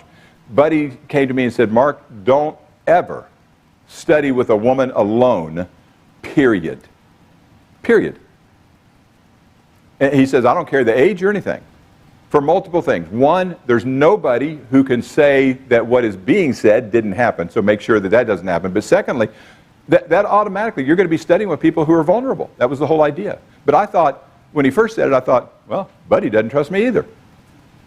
He thinks I'm not going to be able to control myself, but that wasn't it either. Buddy just understood. And I can tell you now, and Craig can certainly tell you as well, my guess is both of us know preachers that have done exactly that and fallen victim to that and have ruined marriages because of that. Buddy was just saying, I'm telling you, plant a hedge. Make a decision ahead of time that says, not going to do this. And so either Judy would have to come to the study or somebody else would come to the study, whatever the case would be. He's saying just plant those hedges. We need to make sure of that. And so in Proverbs chapter 5, look what he said. Keep knowledge. Look at these hedges. He says, don't ever lose sight of the fact of that. There was a preacher that used to keep a picture on his desk of his family. He kept a newspaper article about a preacher who had in fact been involved in an adulterous relationship and how it destroyed this preacher's life. And I'm trying to think of the third item that he kept on there. But he said he kept those as constant reminders. It was just saying all the time. He said, I want to keep knowledge to know there's a danger here. Don't ever lose sight of that. Perceive the danger and know that it is there no matter how long you've been married, no matter how long it's been going on. I mentioned gray divorce this morning. One of the top causes of gray divorce is infidelity after the year of 50 years old. So these are marriages that have been married for 25, 30, 40 years, some of them, and the infidelity rates are incredible. And so you're not immune just because you've been married for 25 or 30 years. He says, keep the path far from her. He says, you know what, don't flirt. You ever take your kids on like a hike where there are places that are more dangerous than others? We've done that. You know, and you're thinking, the kids want to go over because they feel safe. They want to go over and stand at the edge of the cliff and look over. Parents feel pretty good with that. It's like, I'm dragging them, keeping them away. We went to Niagara Falls. There were parents. How many people here have been to Niagara Falls? Okay? At Niagara Falls, there's that rail system, not like a rail like monorail. I'm saying railing like a fence. But it's not like a chain link. It's like a bar here and a bar here that you stand behind and you can look at the falls. We are there. It's a 180 feet drop into the bottom of that, pure rocks and rushing water. We saw parents who were letting their kids sit on the top bar of that rail while we were there. I'm telling you, they're not even my kids and I'm in panic mode. And I'm thinking, how could you do that? Don't you pull them back? We understand you can't do that. There's a danger there. He says, keep your path far from her. I'm telling you, flirtatiousness with sin is always a problem. You can't do that. God says, run. Run. Get away as fast as you can. I love the idea of Mark Twain. He said, there are a lot of ways to overcome temptation. Cowardice may be the best of them.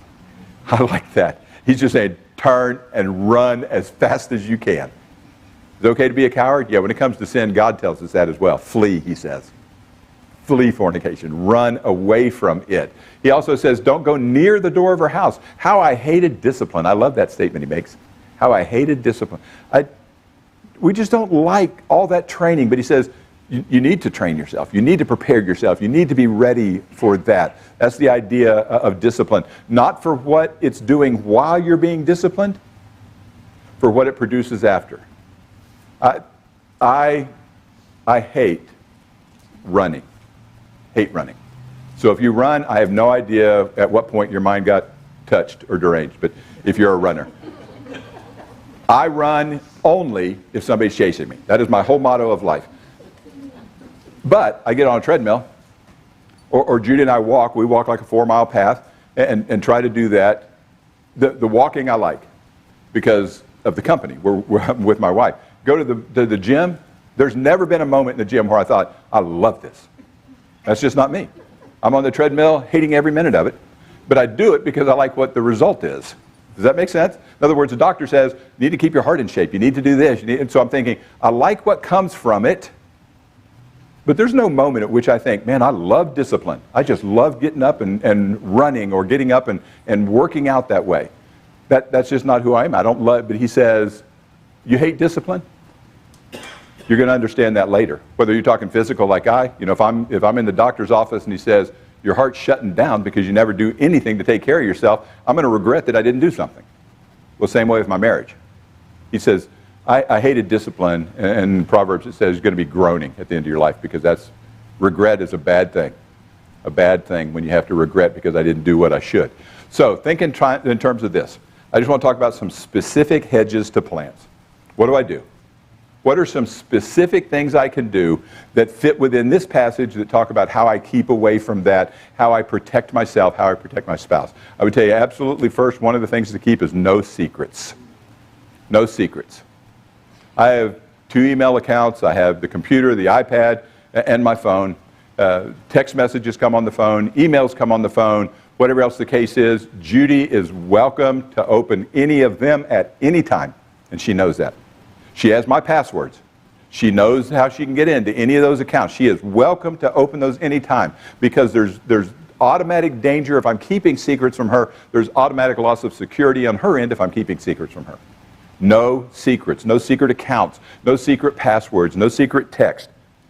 And it's the same way in reverse. The biggest difference is her phone goes off with a text. I have absolutely zero desire to check it. I really don't want to know what her friends are saying to her. Not because it's about me.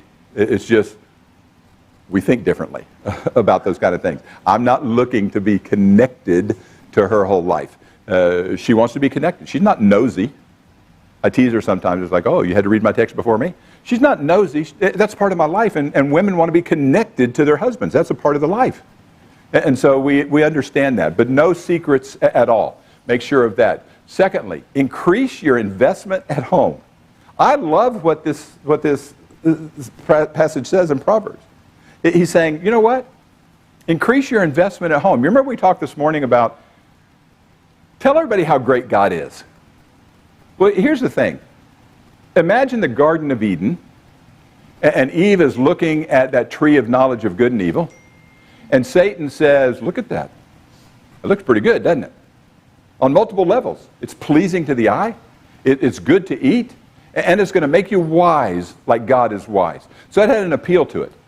But what if she had seen the picture that God was trying to portray to her on this side that said, I'm telling you, what is over here is better than that. It's better. Everything that I'm giving you is better in every way than what you are being offered. Does that not change the nature of it? If I think in terms of, you know what, God has gifted me with the most beautiful wife in the world, that He has gifted me with this most wonderful wife, that she is an incredible person who treats me with incredible love and respect, and I've got this relationship with her, and I think, this is unbelievable what I've got. Somehow or another, this over here has less appeal, doesn't it? People don't often trade down.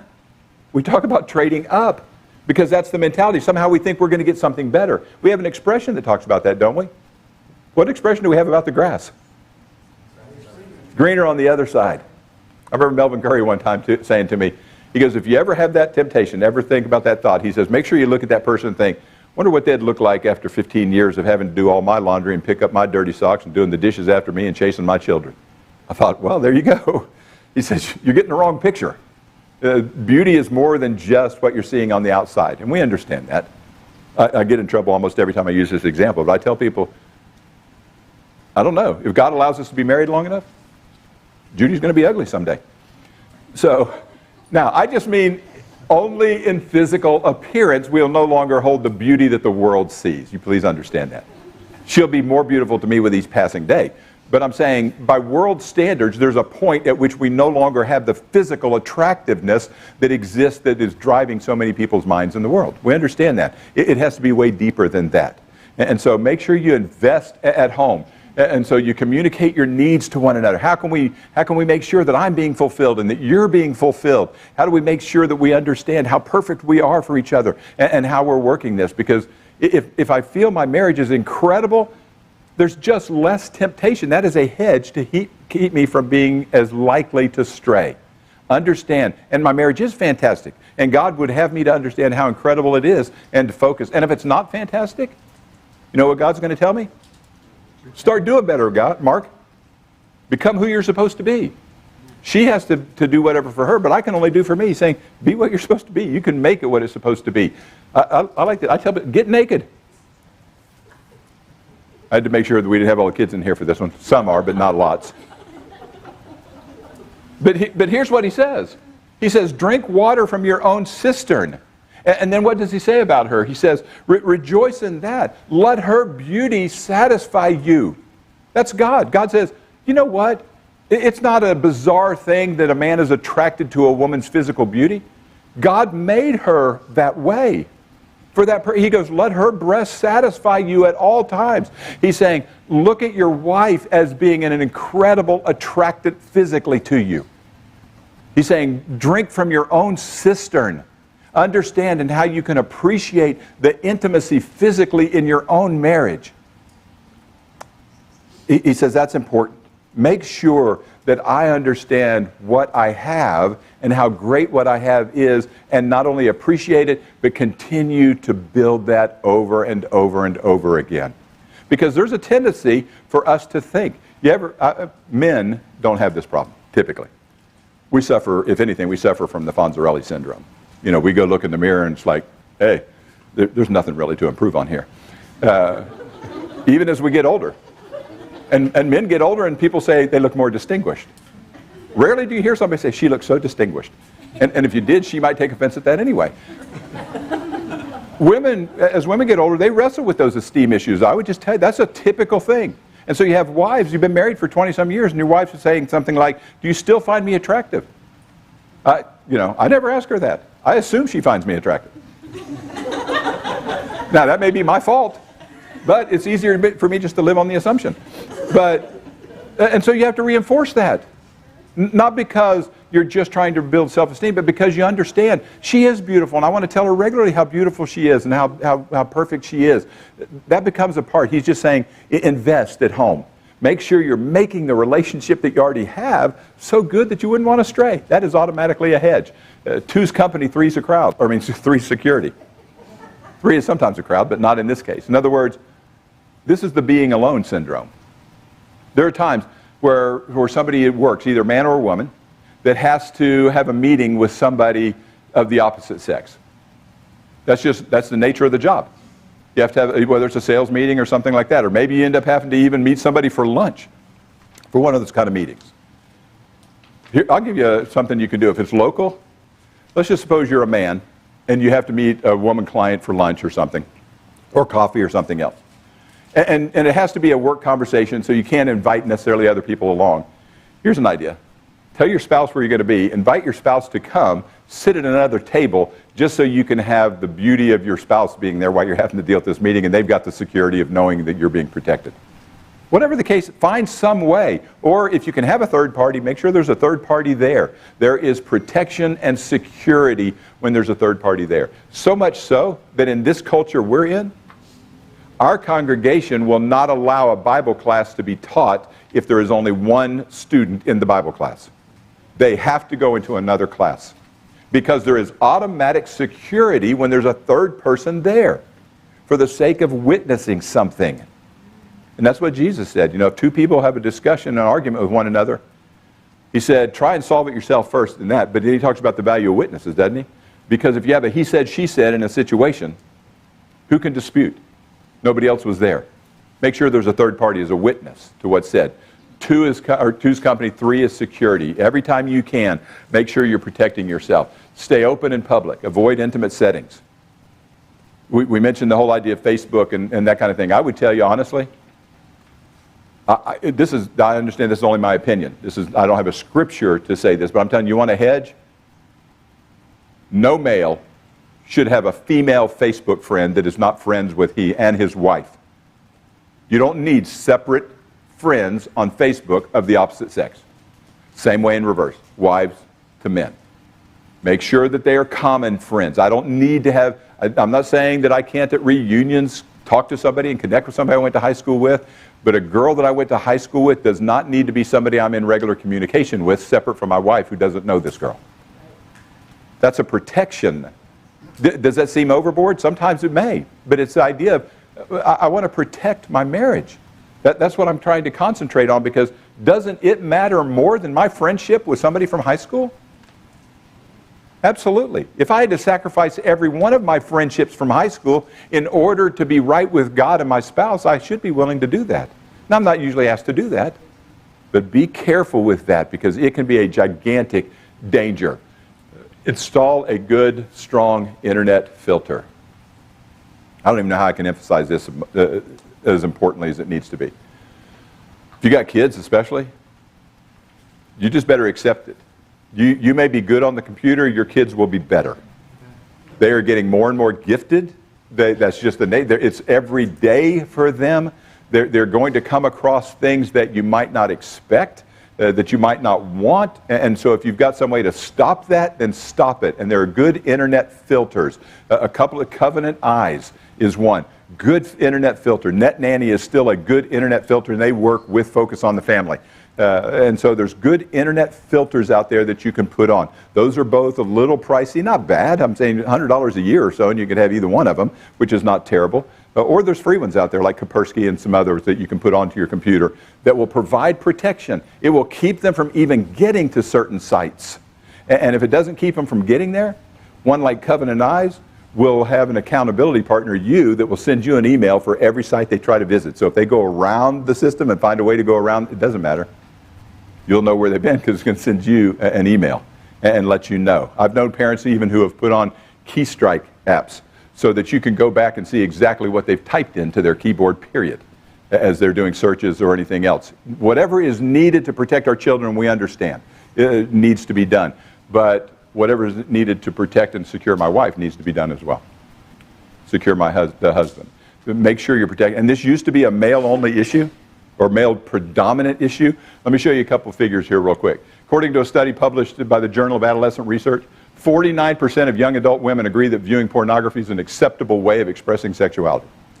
49%. So this is the way the culture is going. I would tell you 10 years ago, those numbers wouldn't have been anywhere near that. 20 years ago, they'd have been almost non-existent. Women were not struggling with pornographic issues then like they are now. Men, we know. I'm not putting up men's figures because it's a major issue amongst men, including amongst God's people. I was dealing with 7 marriages one time in Kansas City, not all from our congregation, but 7 marriages in Kansas City. 5 had internet porn issues. 3 of the 5 ended up with infidelity in the marriage, and marriage is severed because of that.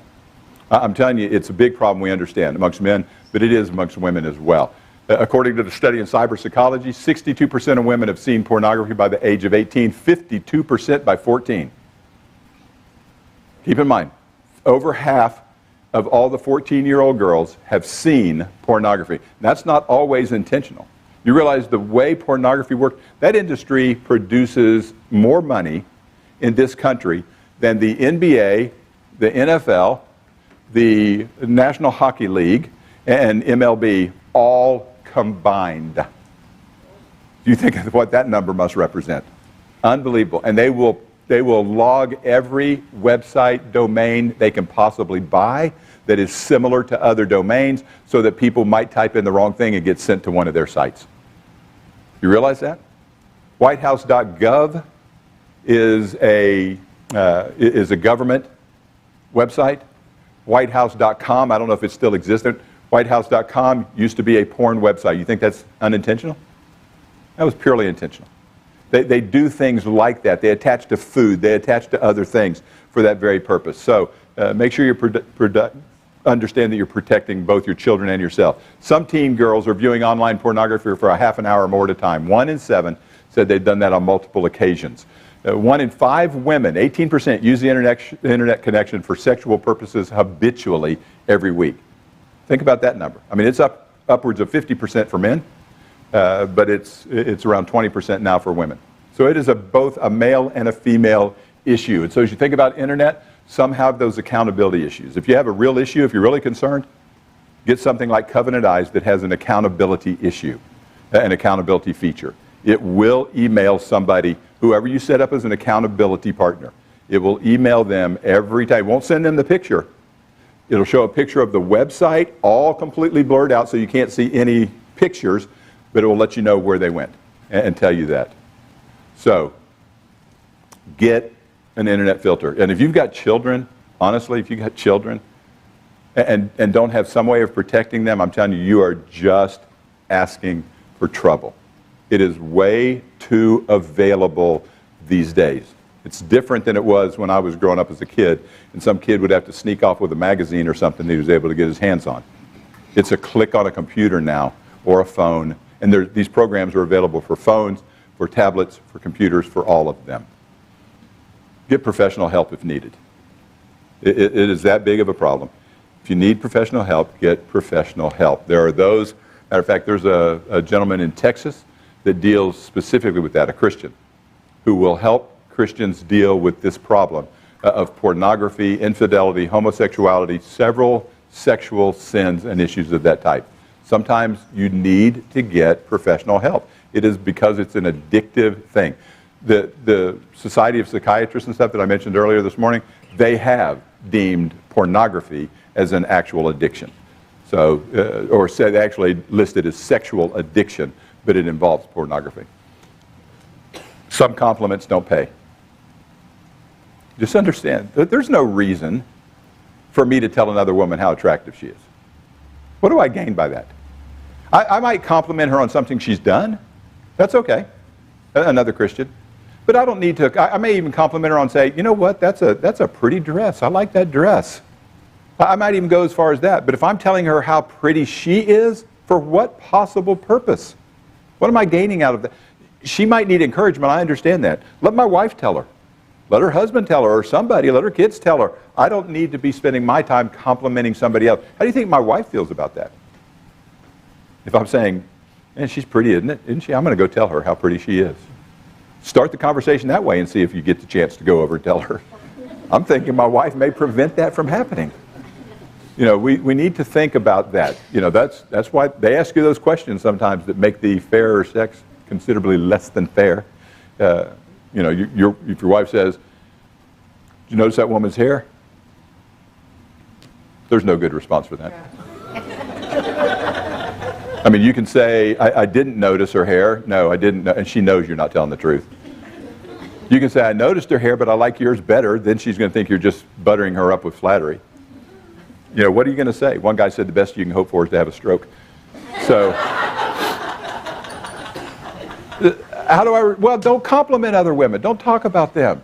Compliment your wife. Spend all your time. She'd probably ask that less if you spent all your time telling her how beautiful she was. Focus on her. And touchy. Sometimes we're Christians, and I understand we hug each other, and I don't have a problem with that, but be careful how you do that. You're a man hugging a woman that's not your wife. Be careful. How long is that embrace? What are you doing with that embrace? How do you do that? I had a friend that was an over-under shaker. You ever meet an over-under shaker? That's the person you reach out, shake hands, they take your hand, they turn it over this way, they put the other hand on top of you, and just hold it like that while they're talking. I'm telling you, that to many people is a symbol of intimacy. And so what happened to this guy? He did that often enough that a woman was very vulnerable when he was talking to her that one time, and she reached out to him and talked to him more, and they talked more. He ended up having an adulterous relationship with her, both Christians, both in the same congregation, and that marriage is now severed. I'm telling you, touch can create vulnerability. When you go back and read in Proverbs and it talks about that simple man out on the street, and you think that when she walked up and planted a kiss on him, I'm telling you, it totally changes the dynamic of the situation. Physical touch means something. Be careful. It's not saying you can't touch at all. You can't shake hands. Just be careful. Sometimes the touching is not going to help the situation. And we're not talking about inappropriate touching. We're just talking about it's inappropriate because of the length of the embrace, or how we hold, or how I put my arm around somebody, or whatever else the case is. We need to make sure that we're careful with that. And then finally, pick the fruit. You plant hedges, pick the fruit.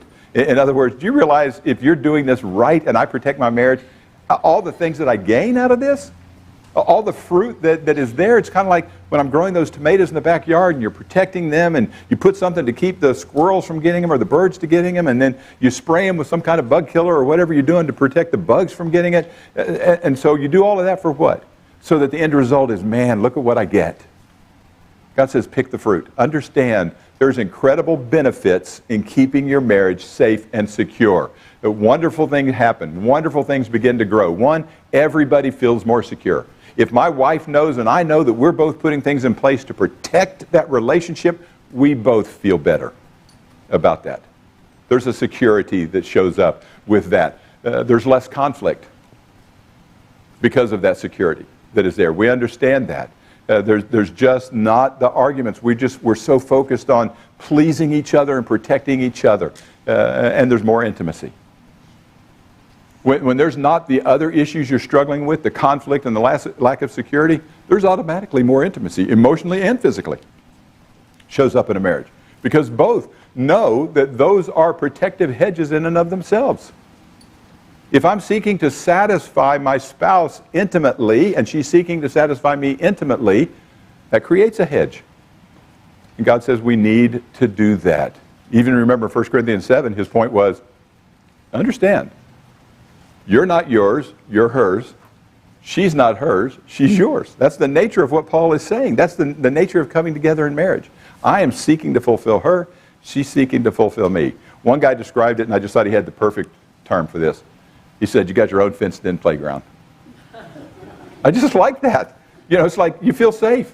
The church that we used to worship with in Tampa, way back in the day, McDill Avenue, had a chain link fence around the front lawn that was only open right there where the front doors were. So you could let the kids just go out and play. You know, there'd be a couple of adults standing outside the door, but kids would be playing all in the yard. You can't do that where we are now. You tell the kids, hey, why don't you guys go out and play? Somebody's going to get run over.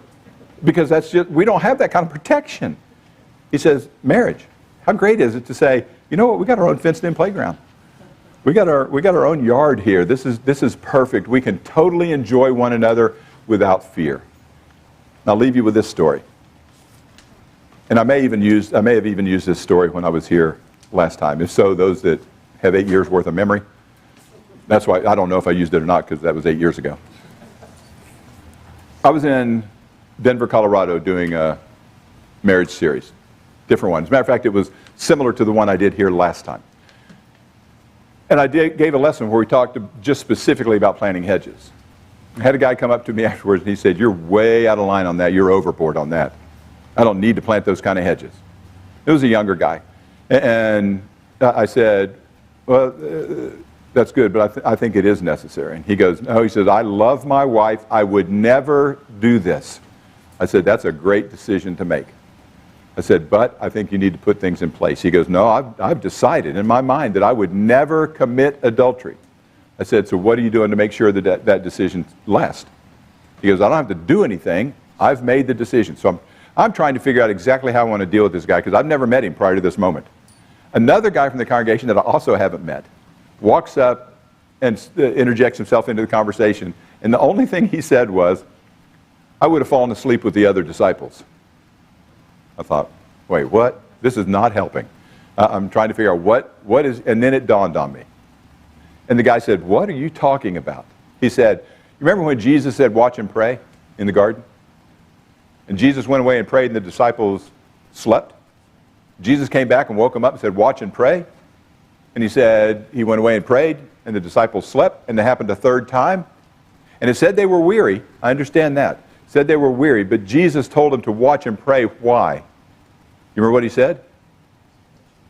He said, the spirit is willing, but the flesh is weak.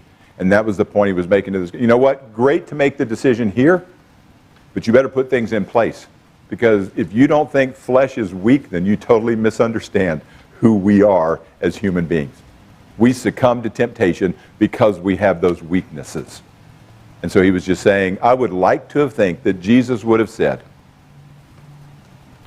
you stay here and pray, stay awake. He said, I'd like to think I would have stayed awake and would have prayed. He said, but you know what? I would have fallen asleep with the rest of the disciples.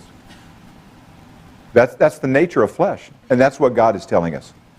There may be things, not only adultery, which is hard enough, we'll talk about repair tomorrow, but there are other things that can be a slam against the house, a brutal storm. God says, you're way better off preparing and getting the hedges planted that protect that, rather than trying to figure out how to repair it after the storm has torn it up. Put the preparation in place. One final book that I'd recommend to you. Jerry Jenkins wrote a book called Hedges, Loving Your Marriage Enough to Protect It. I would tell you, in my opinion, again, I understand that's just my opinion, but in my opinion, every male should read that book. Every male should read that book. Hedges, Loving Your Marriage Enough to Protect It by Jerry Jenkins. Well worth the effort. Any questions or comments for me? I think Craig's going to close out, but any comments for, yes? You said something about the female, the man complimenting another woman. Is it the same for a woman complimenting another man? Great point. Thank you so much for saying that, because that is exactly right. It doesn't matter which side of the equation, and because I'm male, sometimes I have a tendency to speak from the male perspective on this, but equally applicable on the other side of that as far as a female. As a matter of fact, I would tell you, and the idea of touchy-touchy. We had a member in one congregation where I was preaching that would come up and talk to you. She's one of those people who kind of put a hand on your shoulder, squeeze your shoulder, that kind of thing. And just not because she was trying to do anything with anybody. She was just one of those very vivacious, friendly people, and that's the way she talked to people. And she did that on one occasion when she came up and talked to me, and I just said, look, I'm not saying you intend anything, but I'd appreciate if you wouldn't do that. Both for my benefit, and I can tell you, if Judy looks back to the back of the auditorium, some lady's got her hand on my shoulder and she's massaging me while how pleased is she going to be? So sometimes you have to just tell people, please, they're not doing it because they have bad intentions always. Understand that. Some people just don't think of the implications of that, and we need to be careful with that. No question. Any other comments? Yes. Well, just one thing that has worked for me and Corey. We used to argue a lot when we got married, and then we came up with something, and we just said, argue less and pray more. But it's kind of come down to about 2 minutes of 2-minute arguments, and then we say, okay, so what's the solution? And we ask that question, and then we just we pivot to, if we're going to argue about it for 2 minutes, let's focus on the solution and spend our time there, and it really helps. Oh. We go to bed, we talked, it works well. I like that. Great point. And that's that matter of refocusing. Get ourselves focused. Because there are other alternatives. If Judy and I, especially early on in our marriage, we'd be arguing something, I would say, well, you're entitled to be wrong, but I found out that didn't help the solution much. So, no, you're absolutely correct. Get the God focus instead. Pray. Because if the goal is to make the marriage stronger, if I recognize we're doing something that's not going to help that, shift the focus. Take it toward God. Pray. I like that idea. So I'll probably steal that from you and use in future lessons. So, without giving credit, because preachers, it's all original because we forgot where we got it. We need to spend time with God. We need to pray for wisdom. Just like that analogy, I'm sure most of us heard it, where, the government studies real money. They don't study counterfeit. Yep. They study real money, so that when you do see counterfeit, it's right there. You can recognize it right away. So just like you were saying about these websites, Satan is a deceiver. Whitehouse.com instead of whitehouse.gov. It's just deception. And then, the Old Testament passage about, they forgot how to blush. You turn on talk show after talk show on the radio, and they were talking about the Grammys, and how crazy it was this time and stuff. And I had to check it out. What are they talking about?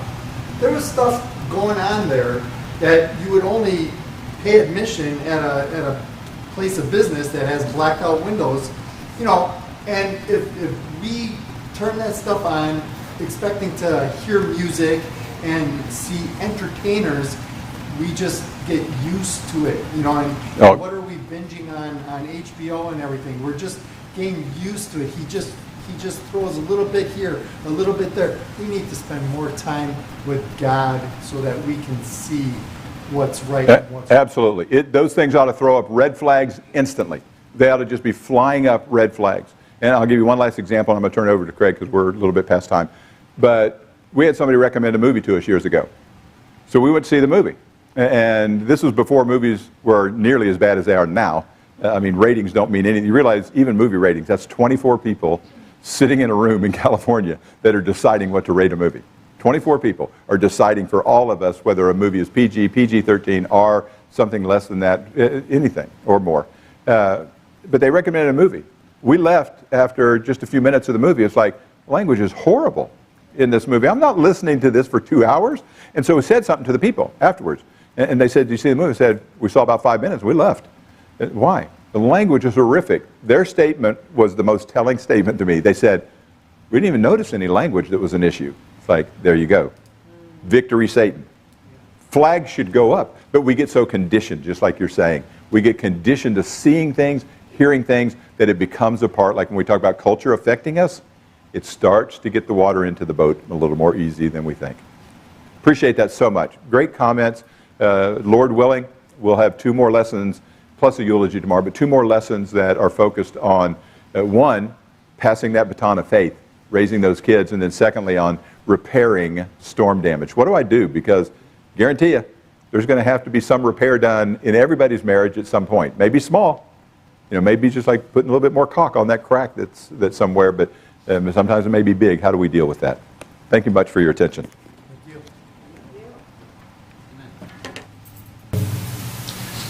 Mark, thank you so much. I am not even going to try to re-preach what Mark has just shared. A couple of reminders for tomorrow. We will begin again and continue in this great study at 9 o'clock, our Bible study hour. The older classes will all meet here in the auditorium, and we will continue with our next in this very important and very beneficial series. A special thanks. Our younger classes are usually taught on Sunday morning by moms that have their own kids in those classes. We have several grandmothers who have stepped up that for tomorrow they are going to be teaching those younger classes so that those moms can be a part and benefit in our study at 9 o'clock. And we thank all those who have volunteered so that others can enjoy the feast. At the 10 o'clock at the prayer and preaching and praise hour, again, Mark will speak to us and will bring this message of the family to the whole family of God. And then, as we share together in the Lord's Supper, Mark will speak before the table, and he's going to have some wonderful things that will tie all of this together and bring it to the foot of the cross. And afterwards, we have a great opportunity for additional fellowship as we're going to have a potluck, and we'll all be able to eat together at the Pleasant Lane house of Judy Johnson. A reminder to all of our families, we are anticipating a large number of guests tomorrow. We know that we're going to have 30 young people with us tomorrow that we are inviting to come to the potluck as well. Just kind of keep that in mind. We have so many very hospitable, very, very generous people that always step up and then some. Telling folks to prepare food in this group is like telling a pit bull sick 'em. So we know and we are looking forward to great, great things. I'm going to ask you to please stand and let's go to our great God in prayer. Father, we thank you for the time that we've had today. These 3 sessions and the opportunities that we've had to engage, to communicate, and among brothers and sisters in the family of God, to go deeper and to grow closer to one another. Help us to reflect on your word into our lives. Help us not just to be listeners, but doers of the word. And as we are looking into the mirror of your word, may Christ evermore be reflected back in our lives and in our marriages. Help us as husbands to value and to esteem our wives and to love them. As wives, may we honor and love our husbands. As parents, may we lovingly guide and discipline our children. And as children, may we obey and honor our parents. Help us to understand, Heavenly Father, that your word guides us and that your word provides protection and boundaries and hedges. May we rightly divide this word so we put the boundaries in the right places in our relationships.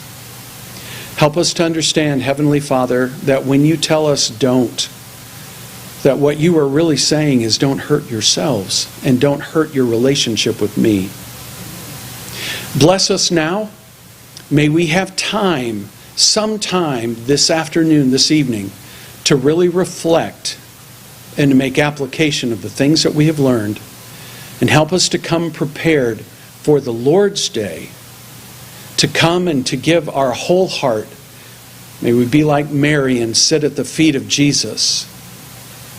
Hear our prayer, Lord, as we lift it up in Jesus' name.